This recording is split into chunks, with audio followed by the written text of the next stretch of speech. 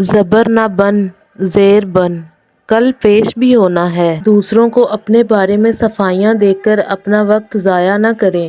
لوگ اتنا ہی سمجھتے ہیں جتنی ان کی اوقات ہوتی ہے۔ دنیا میں تکلیفوں کے بڑھ جانے کی ایک وجہ انسانوں کی کمی اور لوگوں کی اکثریت ہے۔ حسد ایک ایسا زہر ہے جو انسان پیتا خود ہے اور چاہتا یہ ہے کہ اس سے سامنے والا مر جائے۔ انمول باتیں: تین رشتے تین وقت میں بے نقاب ہوتے ہیں، ایک بڑھاپے میں اولاد، دوسرا مصیبت میں دوست، تیسرا غربت میں بیوی۔ آپ اپنی زندگی سے بھلے خوش نہ ہوں، لیکن کچھ لوگ ایسے بھی ہیں جو آپ جیسی زندگی جینے کے لیے ترستے ہیں۔ برے دوستوں سے بچو، ایسا نہ ہو کہ وہ تمہارا تعارف بن جائیں۔ دو قسم کے لوگوں کا آپ کچھ نہیں بگاڑ سکتے، ایک وہ جو آپ کے سامنے بیٹھ کر جھوٹ بولے اور دوسرا وہ جو دریا کے دوسرے کنارے پر کھڑے ہو کر آپ کو پتھر مارے۔ ابن مفلح کہتے ہیں، جس طرح کوئی امانت رکھوانے کے لیے امانت دار اور قابل اعتماد شخص کا انتخاب کیا جاتا ہے، اسی طرح